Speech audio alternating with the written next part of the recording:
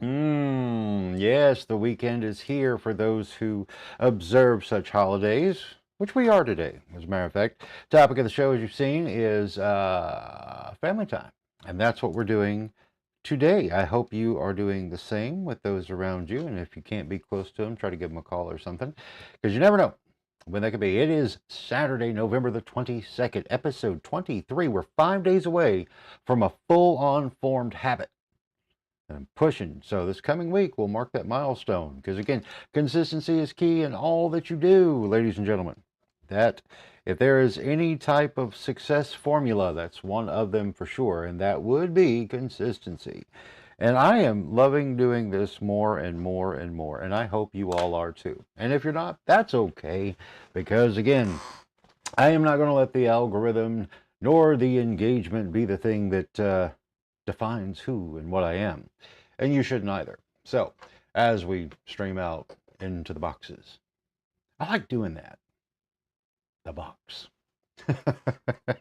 And again, we kind of we talked about that yesterday, if you recall. And if you don't, I'll put the link up, or you can just go to any of my feeds and whatnot. But yesterday's episode, episode 22, was very, very much special to me because it's the dialogue that I really want to talk about moving forward.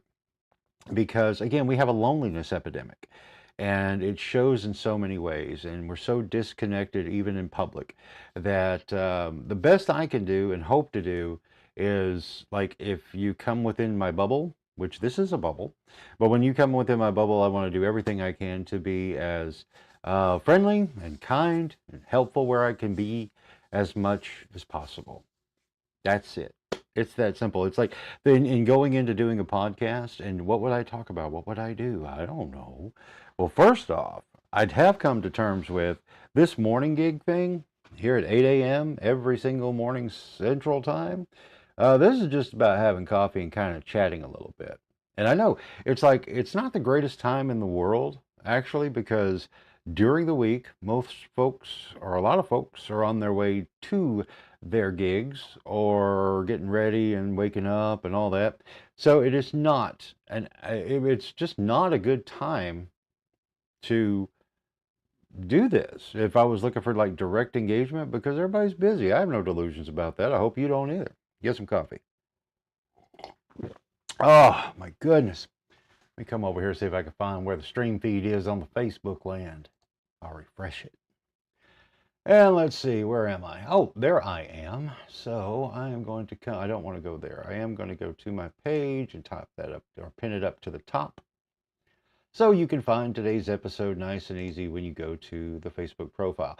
I do believe as I continue moving forward, I want to start putting more emphasis on the YouTube channel because it gives me more flexibility in the things that I'll be able to post. I'll still use Facebook because it's here, and I know you guys are here on the Facebook land side of things. YouTube, I don't really exist for now, but that'll change. And why would I care? Because again, inside of everything that I'm doing is kind of rebuilding life and stepping into like the space of a podcaster. Don't like the idea of being an influencer unless I'm influencing you to do something good. Then yeah, I'll take total credit for that. Otherwise, it is what it is. I'm just another guy out here on the interwebs talking into this little round circle right there and hoping everybody has a good day and make the best of it and know that you're not alone. I think that's really kind of, it really is my mission in this because the more I think about it and life experiences and things, loneliness is such a big deal. It is. And you're not alone, folks. You're not. I know we've all gotten ourselves, we programmed ourselves to embrace the box. And there you go. Where are we at? We're 4 minutes into the 8 o'clock hour on a Saturday morning. Look cloudy out there where I be. It's like 53, hovering around that. Looks like there might be a little bit of rain this morning. But taking a look and following my good buddy Brandon over at Storm Track 360, it looks like we're going to do pretty good, actually, as far as like anything bleh. Not a whole lot of bleh. It's going to be nice. It's going to be cooler than yesterday, but that's normal, which is good. I can dig that. And what are we doing here? There we are. Okay, so I've got everything here. That's good. Just watch me drink a cup of coffee. Weird. Future or past tense me likes coffee. sort of like current tense me. And I'm pretty sure future tense me will also like coffee. So anyway, I hope everyone had a very good week. I really do. And if you feel so inclined to share your wins, love to see them in the comments, because you know what? Sharing the wins is a wonderful way to get a conversation going that's fun. Because again, it's funny because I watch the headlines. I like to keep up with them. I don't very seldom do I go deep diving on those things anymore, because it's the same thing. The headline's the only thing different. Everything and the meat underneath it, it's all really the same. So I don't really care to get too ate up in that. So I'm not. But it's good to stay aware of what's going on in the world, because not everybody's like you and me. You and me, what are we doing? We're like, oh, okay, that's happening. That's a thing. One thing, okay, now here's something. Now there is, and I think I might have heard of it or heard about it earlier this year. But the whole new alien disclosure stuff. It's a documentary. I forgot the name of it, but it involves those words. But it's supposed to have debuted on Prime yesterday. But don't let that fool you. You got to, if you're an Amazon Prime member, it doesn't mean it's on Prime. It's just available to buy or rent on Prime. Not telling you not to. I'm just saying that's the push there. So it's not like just part of your Amazon Prime subscription. Anyway, I am so amused as an old school tinfoil hat guy that seeing, number one, all this stuff being in the mainstream, y'all have wrecked the fun of it. That's all I can say. Unless you're old school like me, tinfoil hat guys and gals, well, you know what? It's our space. But hasn't it gotten crowded with all this mainstream stuff and taking the fun out of it? I miss the club having a lock on the door. Anyway, and a code word. Remember the secret code word? You do. What about the secret handshake that gets you to the second level? Oh, y'all don't know what I'm talking about. Don't worry, you will, because it'll be mainstream soon enough too. But anyway, talking about aliens, why not? Let's have some fun. Again, today is family day, and I'm actually waiting on everybody to get ready so we can get out the door. But in that process, and thinking about, I'm always curious of people's takes on it. I know mine has evolved over time as far as what my perception or thoughts or opinions about aliens and extraterrestrials. For the longest time, I bought into the narrative. Not that I believed it, but I bought into the narrative. And there's a big difference, right? So it's like I accepted the narrative of extraterrestrials and aliens who are far superior to humans. I no longer buy into that narrative at all, because we are pretty Superman. I mean, no pun intended, but we are. We're more amazing than that narrative allows. It actually makes us sound kind of stupid. And I don't like that, because we're not stupid. We're far from stupid. We've made everything that made everything happen right now. The extraterrestrials didn't get it. So, like the whole ancient aliens thing, if that's your bag, have fun. Me personally, I think it's such, again, it's derogatory to human achievement. We are incredible creatures. Not, I mean, physically, sure, we all got our ups and downs, but when it comes to the storage container we have that is our brain, it's pretty amazing. I mean, that's really what the AI race is, right? To try to just replicate that part of us. And they've actually done really good with that as far as replicating the brain, as far as a storage container and just accessing stored files.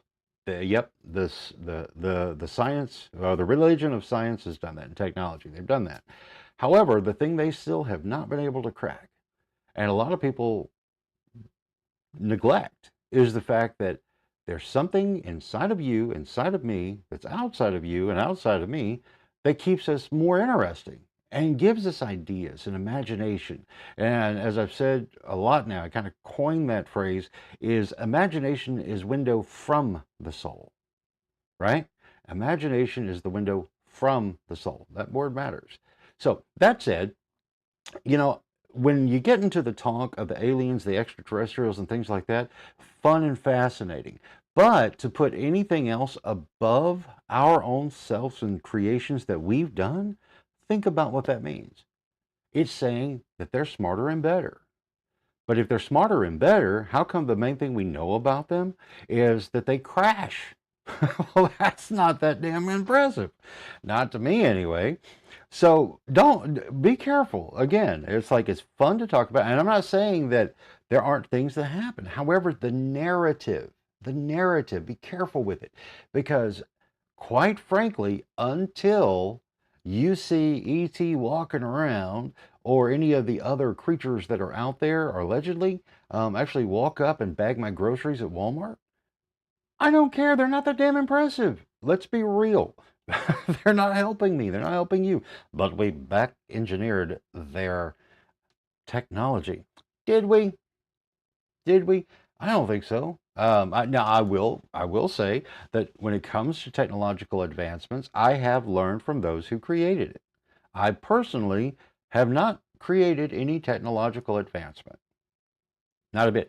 What I have done though is now I have organized and put a lot of priority on time management in some unique ways, which really aren't that unique. I mean, it's like if you stand back and you look and you observe, and you can say, I have 60 minutes in an hour, 60 seconds in a minute. How can I maximize that? Because I have to. That was me talking to me.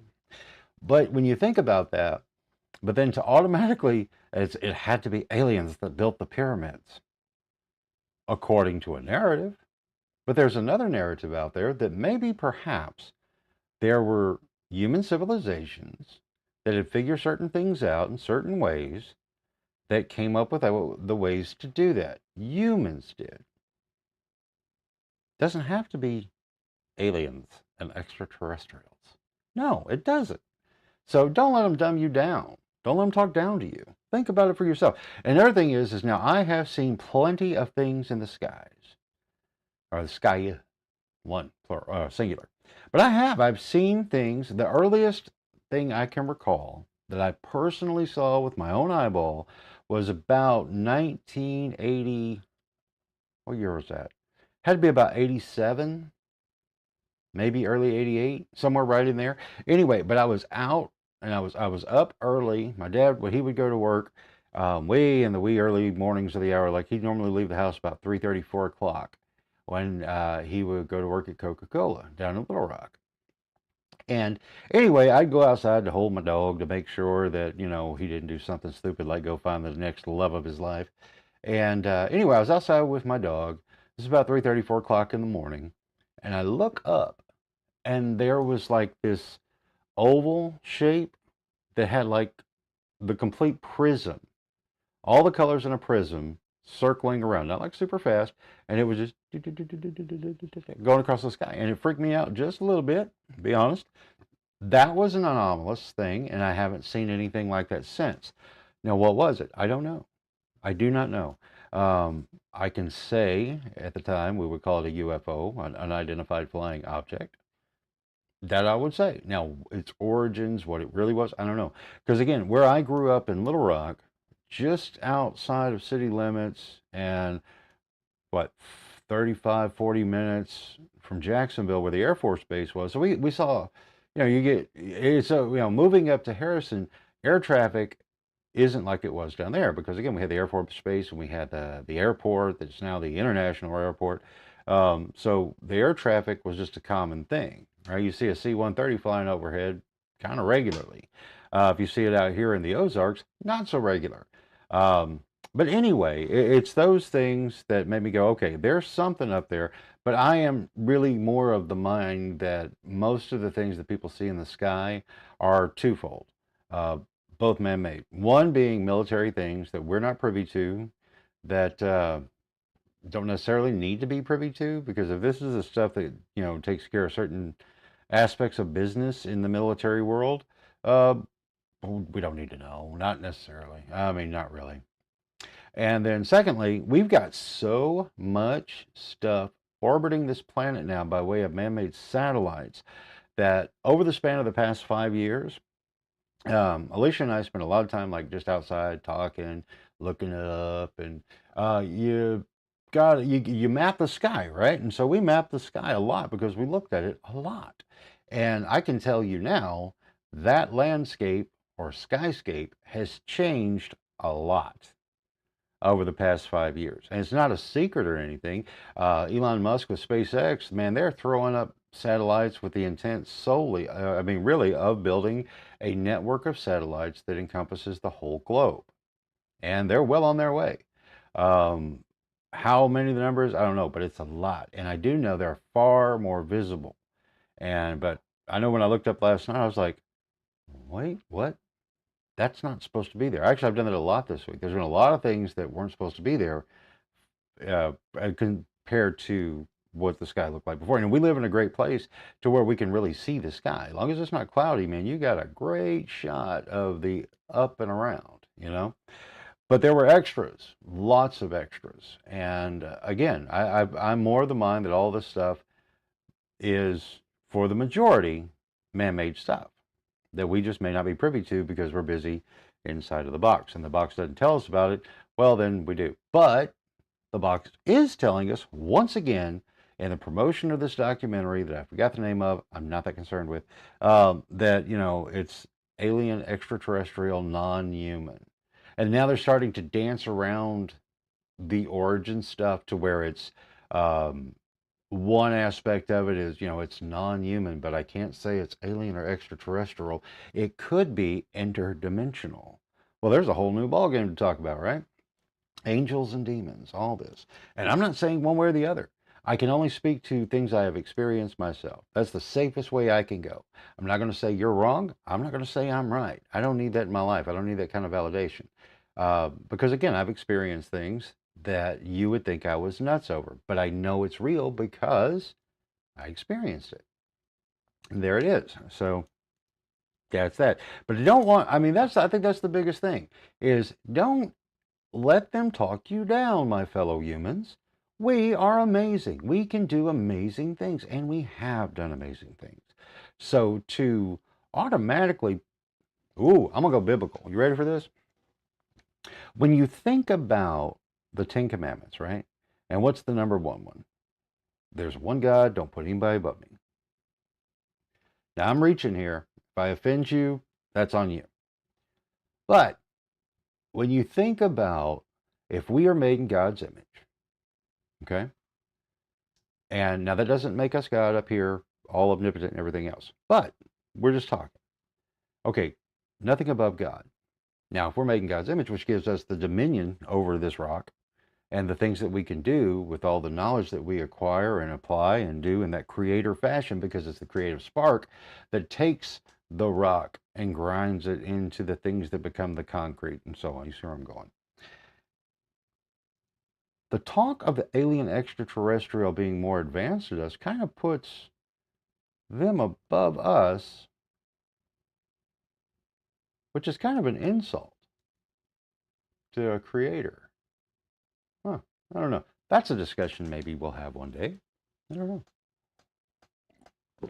But that was a fun little rant. But the main thing, another reason I bring that up is when you see something that's out there in the public space on a hardcore press junket, and what would have been considered Looney Tunes, and even still, in certain personalities still get labeled Looney Tunes. A specific example is David Icke. David Icke in the early 90s began talking about a lot of this stuff, and everybody said he was a nut. And then when he got to the reptilian aspect of things, they really said he was crazy. Well, now, this is all mainstream now. And people are getting platformed across the biggest platforms out there right now, right? Like the director of the documentary, I think his name is Dan Farah, shout out and props there, was on Joe Rogan's podcast. The day the thing, well, they released the podcast the day the film was released. Okay. And then also he's making the press junket on what I saw was Fox News. I don't know. No, wait, excuse me. Whoa, excuse me. He was not on Fox News. That one wild-eyed nut, I'm sorry, I don't care who you are. If you think that particular whistleblower guy has any credibility, check it. Check yourself. Do you believe it? Because one of the things that was said in that interview with that nut job, and I am calling him a nut because the look in his eye when he was testifying before Congress. See, that's another one of those things that when you're testifying before Congress, that's supposed to be some kind of automatic credibility. That's what we're believed to be. If they're doing this before Congress, that means it's true. But frankly, you and I in our lifetimes, whether you're older than me or younger than me, or the same age as me, and most likely the ones who are the same age as me, yeah, we get it. Um, but we've had inside of that governing body tell us not the truth a lot for particular agenda reasons. And I'm not going with the big they thing. I'm just saying there are people who are making money by saying certain things, and other people who have the power of the pen to make certain things the things we have to obey. Not calling for revolt or anything like that. I'm just saying think. But that guy is a nut. But they had him on Fox News talking about all of this and validating the things in the documentary, because I guess this guy is also was one of the interviewees inside of the documentary, which automatically throws up every red flag about that thing having any real validity. But he also, the filmmaker, he also had the deck stacked with prominent politicians and figures that you know, like Secretary of State Mark Rubio and other of that ilk, who are talking about this from a probability thing. Now, I read the write-up from the New York Times. Again, do you trust them? From what you've seen reported through the New York Times, supposed to be a most trusted newspaper organization, they've lied a lot too. And we know this now. This is not speculation. This is a fact. They printed misinformation, period. And they don't even, if they correct anything they put out, it's normally literally like page 57 in the bottom in a 1 inch, you know. But anyway, when I was reading that, and so you've got to have both points, right? You got to have the pro, you got to have the con. And reading the New York Times article definitely threw up all the red flags, because they're saying it's just bunk. And that the way the director put the thing together, it was a matter of he was selectively editing the interviews to make it lead more like they were saying it was more real. And that's always the case. Documentaries are meant to sell you an idea. Even if they show both sides, it's still going to lean on the side that is trying to prove, right? And it's hard not to do in a storytelling fashion, or you're looking at something that, again, and when you're telling a story, you've got to have Act 1, Act 2, Act 3, and your who, what, when, where, why, and how. And going through those steps and telling that story, you're going to find that as hard as you try, you're still going to wind up with some type of bias in there. And again, this is like in my news days, especially with the TV news stuff. If I did a story on someone and I interviewed anyone, it was a matter of I just let the camera roll. Very seldom would I actually edit out anything inside of a clip. Now, like I said, I'd pull the clip, the meat, right? And I did everything that I possibly could to let that stand on its own. Unless there was like too much pause, too much ahs, stumbling, whatever. Then I'd cut that stuff out for the sake of you, the viewer. But on the whole, though, I would let the person speak. That way it's nice and as smooth as possible. And plus, and I like with a lot of the folks I'm talking with the virtual stump thing, not everyone is ready to be on camera. And so whenever I show up and say, hey, okay, let's do this thing. Who are you? What are you running for? And why should we vote for you? They're not ready for that. They do other things in their lives other than presenting on camera. So first take, everyone's nervous. Always. So there's always going to be like 2 or 3 takes that happen before it gets locked in the can to go out to the world. Why? Because it's not fair to put people on a hot seat that they're not ready for and you're not ready for, and then put that out as the representation of them to the world. That's crappy, in my opinion. And I don't do it. I never have. I never will. Sort of like, case in point, you go back and you watch the footage from the Nixon-Kennedy debate back in 1960, and Nixon got tore up. Again, if you listen to it, Nixon won the debate. If you watched it, Kennedy killed him. Why? Because you saw Nixon being very uncomfortable on camera. And that's that. You know, it's like different mediums give different results. The juxtaposition of sound and image, it just elicits something different. So anyway, why did I say all that? Because I said all of that because, again, it's like perception is reality and narratives form perceptions. unless you're objective. And that's what I'm saying. Be interesting. But I find it interesting that they really, and that means people who see they could make some money off of promoting this film, and most likely were paid by one of those. Well, I guess Amazon on that one, since it is the Amazon platform, looks to be exclusive to be able to buy or rent the digital version of the film starting yesterday. Um, be real, man. It's like we make money here. That's how we stay on the planet, right? We pay the rent on the planet by giving money to other people. There. But with that said, though, whenever it blows up like that, it's like, okay, tinfoil hat time. If something like that is eating up the headlines, what are we not supposed to look at right now? Possibly a lot of different things, because they've had the most sensational stuff ever in the headlines, but all the while not talking about things that do matter more, like all of the geostorm stuff happening, the geological things that are happening have been happening simultaneously, from volcanoes erupting and earthquake swarms everywhere. Not everywhere, no, that's not a shock thing, but I'm just saying there are other things that are happening, but we don't talk about that or see it. And you and I, in our day and days, mine's a little different because I do look for this stuff, but you in your regular day and day thing, you don't, that's not what you're on the hunt for every day. You're doing your thing, right? So you're not keeping up with all that. And now, I'm not even going to say that, it doesn't matter. But the main thing is the information is fed to us, right? Good enough. But then we don't think about other things. And this happened to me probably 10 years ago with when I came to the understanding of China's space program. I'll say that again. China's space program. Are you aware of it? Probably not. Because why? We don't talk about it. And China is framed as the modern bad guy. Russia will always be the bad guy in this modern framing. But, and they are, I don't know, maybe they are, maybe they're not. I personally have never had a bad interaction with anyone from Russia. I haven't had a bad interaction with anyone from China, not personally, not a bit. So there's that. But when I found out about the Chinese space program, let's say about 10 years ago, I was like, wait, what? They have a space program? They were sending probes to the moon? And they're doing all of their stuff just like we do our stuff, but they're sending stuff to the moon? And it's real, and it's there, and nobody talks about it.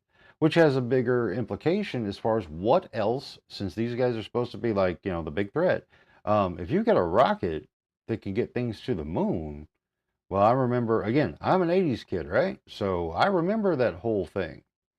As far as like, rocketry meant they could send an ICBM missile over here and wreck the American dream for everybody. But we don't talk about that because it's not the narrative. Just saying. Funny story, I guess 1985. I've told it before, I'll tell it again. I remember 1985, I was in 5th grade, Landmark Elementary, represent. But I had the question come into my mind as we were, I don't remember exactly what the story was that led up to this particular line of thought that I had. But anyway, it was another Soviet Union thing that was bad. It was bad that the Soviets were doing this. And it all revolved around communism. And I'm not supporting communism. But it was all bad. The Soviet Union and their communistic ways was bad doing this thing, whatever it was. And then 5th grade me, which I guess would have made me about, how old was I in 85? 12, 11, 12 years old? Probably 11. Yeah. Anyway, 11 years old, and I raised my hand and I asked the question. If the Soviets, the commies, are bad because of communism, what about China? They're commies, but we don't say anything about what they're doing on things. And the teacher, God love her, but she kind of got like this deer in the headlight look, and pretty much gave me, and I summarize here, but basically gave me a sit down and shut up, kid, because I don't think she, until that moment, I don't think she really even thought about it either, as far as like that goes. But really, I mean, why back in then, Gen X, you remember this, we were grown up on the idea that the Soviet Union was our mortal enemy. Rocky IV, hello. They were the ultimate bad guys, okay? But the Chinese communists, nah, not really worth talking about. We don't need to worry. Even though, again, now my Arkansas peeps, Gen Xers, we grew up under the Clinton. Oh, boy, I'm going there, ain't I? But we grew up in the Clinton years when he was governor, right? And a lot of this is just fading off into history or getting underneath the rug of like Charlie Tree. And Charlie Tree was the Chinese investor guy that was kind of stealing secrets. They found that out later. But he was working directly with Bill Clinton. And that's real. Look it up. Again, the Chinese communists. Sit down and shut up, kid. But again, I've never had a bad experience personally. So I just say that. It's about talking about narratives. Saturday morning is fun. I'm like my own Saturday morning cartoon talking to you guys right now, because this is all crazy talk. This is just for spoof and fun, right? And right now I'm just doodling as I do. I'm not taking any important notes. I'm just doodling.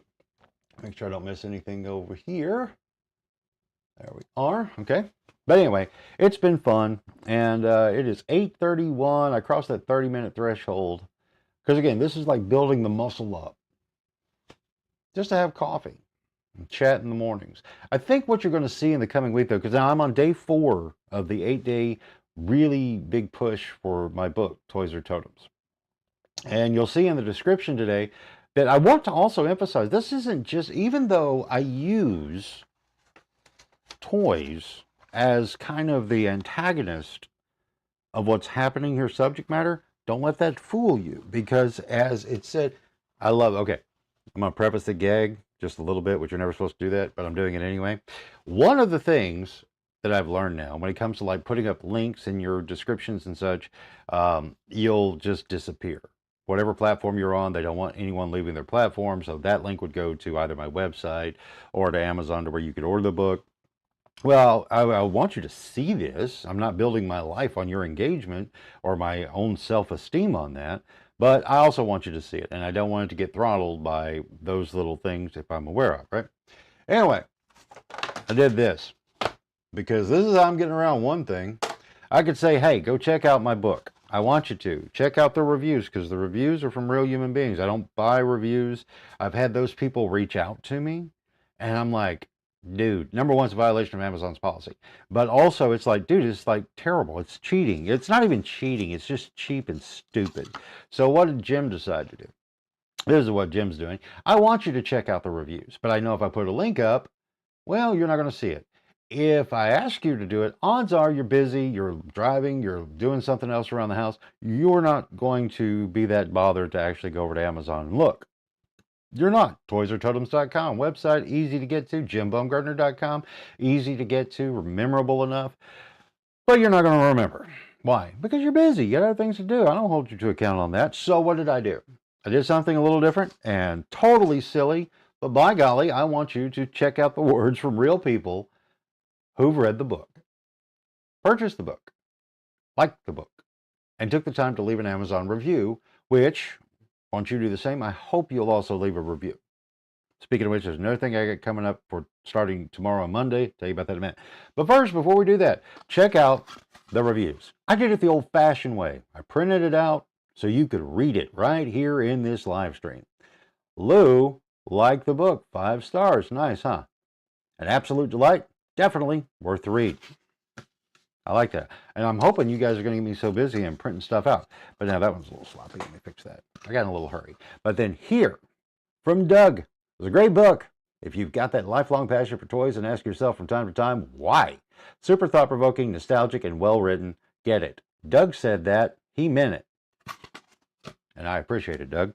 Now, this one here, one of my favorite reviews, because Rosie, who has an awesome podcast, by the way, Rosie wrote a great review. The book is awesome. When I first started collecting toys, it was all about the nostalgia. Once I had the figures, I wanted my focus shifted to the cool and creative items I never was aware of as a kid. Toys remind me of my childhood, spark creativity, and relieve stress after a long day of work. The book is great for everyone, as you can replace toys with shoes, stamps, or coins, and it will be relevant to every kind of collector. And that is the underlying, open, and obvious point of why that book exists and why it's not just about toys or toy collectors. Nope. And if you give it a shot, you'll see that. And I do believe, I firmly believe it can help you because it helped me. Now, there are certain things that may look like I'm talking a little hypocritically because one of the things is owning your shelf, right? And not just overflowing stuff for the sake of stuff. And that is like when you're a collector, it goes from like picking up, man, that's kind of cool, to ooh, that one matches that one, to ooh, that's a better version. I like that. To next thing you know, you've gotten into where you're kind of like overloading, and then you get so much attachment, you turn into a hoarding thing and an obligatory purchase of things, and then you get totally overwhelmed. And it doesn't matter what it is. It does not matter what it is. For instance, say you give a gift, and the person who received the gift loved the gift. I'll use an example. If you know, you know, but blankets. You get someone a blanket because a blanket is really a nice, wonderful gift because it's showing, it's like a hug. When you give people a blanket, you're giving them a hug. Warm, cuddly. They think of you with their blanket that you gave them, right? And they liked it. And then you get the feedback that, man, they really did like that blanket. Then it can turn into something to where everybody gets a blanket. Okay, cool. Not a problem. But everybody gets another blanket and another blanket and another blanket. And then you wind up with, everybody winds up with a whole lot of blankets. Again, the gesture is still the same and it's still lovely. But then you feel bad about getting rid of the blankets because you don't want to be one of those ungrateful types who are like, well, I got this, but I've already got 75,000 blankets. What am I going to do with 75,001 blankets? I can put it over in this corner. You know, and again, this is what that helps you kind of think about. And that's why I wrote it. And it's helped me a lot and it's helped other people. And it's also just interesting to think because, again, going back to what we talked about just a few minutes ago, it's about questioning narrative. Questioning narrative because just because the consensus says it doesn't mean it's necessarily true. Again, all of the mainstream talk now when it comes to UAPs, which is so, just leave it UFOs, other than if you're going to reframe a narrative, UFO, unidentified flying objects, change that to UAP, unidentified aerial phenomena. See, that's like kind of opening it up. UFO had already been built as this is aliens and spaceships and flying saucers. But UAP, they can acknowledge UAP, unidentified aerial phenomena. Big, giant blanket term, right? But that can mean other things. UFOs mean aliens. UAP means anything that we don't know what it is. And they can say that, plausible deniability. And there you go. But narratives, again, are formed in that manner. My book, which again, I'm happy with, check out the description. And I talk about in the description how this isn't just about toys, but it's more fun when it is because it's things I like. And I'm sure plenty of you do. And it's a journey. That's fun. But when it comes to framing narratives, you get them every day. Your social media feeds feed them to you. As such, think about what you think you believe. Where did your information come from? Question all of it. Because otherwise, it turns into more and more division. And we've got proof of that because that's kind of where we are now. We've been there since 2016 inside of the United States. Now, you guys who are across the pond and around the globe, you kind of went through the same thing. But I can speak to the United States because people have gotten so divided. Social media becomes a toxic wasteland because everybody has to be right. I personally don't. I'm not worried about being right. Now, if you're in my personal space bubble in this 5 sense part of things, like, we're looking eyeball to eyeball, there could be a little bit of a difference in that. But on the whole, I don't really need to be right. I don't. You don't have to be wrong from my perspective. We get along just fine and dandy. But those narratives that are out there, be careful. And again, I'll say it again for those who are coming to the party now. When it comes to the alien extraterrestrial thing, my biggest beef with it, whether it's real, whether it's not, is that they're framing a story that tells you, my fellow human, that you aren't as advanced as these other things. I disagree. 1000%. Because we were created as creators. Period. The best artificial intelligences out there cannot do what we do. They cannot generate from that spark. Can't do it. We've programmed them pretty damn good, though. So we tell them something. I'd say, I'd give it 70% now they get it right from our input. But for them to just do it themselves, not so much. Doesn't happen. And even with our input, they blow it. And as such, there you go. What is this? Oh, that's funny. I like that. Artificial ignorance. Yeah, it really is. It really is. And we're the ones who clarify their ignorance. But anyway, watch the narrative. Don't buy into just everything you hear and believe it is gospel truth. And look as to why. Why are certain things being pushed at a certain time? And look around that point because it matters. And again, when you see anything, especially now, think about this. Once upon a time, and I mentioned this before, water cooler talk stuff, right? Pop culture stuff. We were all focused around the top 40. We were focused around the weekend's movies that were coming out, the big releases, right? We don't have that anymore. But the methods in which things get out, as far as like books, movies, TV shows, etc., still exist. The method exists. And when you see it play out on the mainstream circuit, now this is not mainstream media in that nonsensical term that they use, but when it is a mainstream talking point crossing across multiple platforms in this day and age, ask yourself why. Why is the attention getting there? Is it simply because the makers of these things have the money to buy the spots to be on all of these things? They can dedicate the time to do this? Fantastic. Good on them for having that kind of budget. But why, oh why, is such a coordinated effort out there? Why? Because you're talking about, in this instance with this alien disclosure thing, you're talking about revenue-wise. There are a lot of avenues, I guess, but the main meat would be to go to Amazon and purchase or rent the digital copy, which I do not know why you would ever rent versus buying when it's the same price for a digital copy. I'm just saying that makes no sense to me. But now that's the one monetary flow we're aware of, right? Like my book. You buy my book, you get a book. Okay?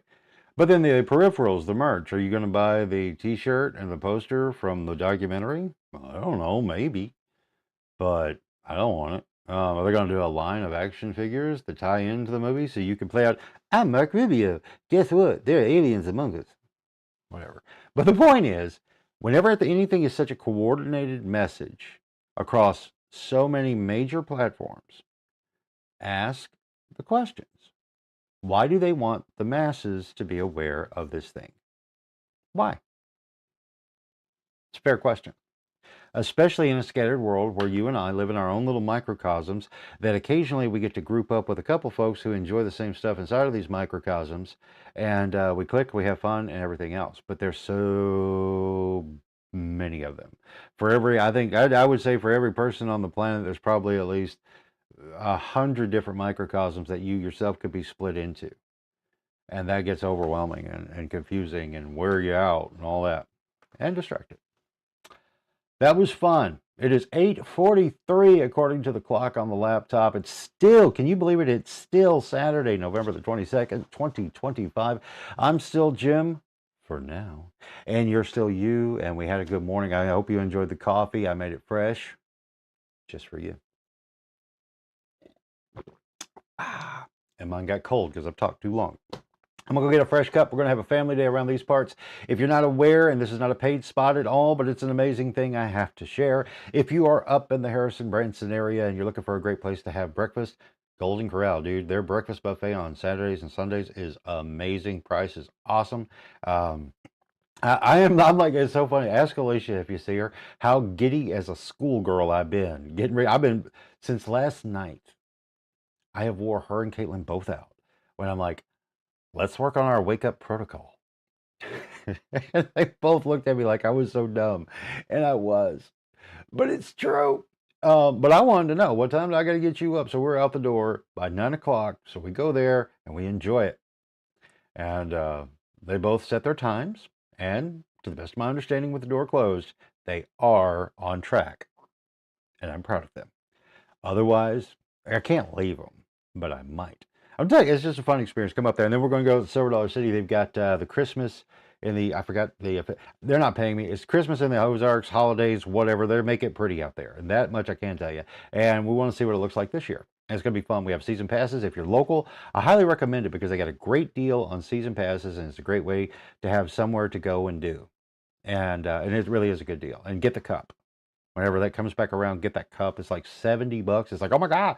But if you actually bought drinks individually, it gets a whole lot more expensive than $70. So it's a great investment.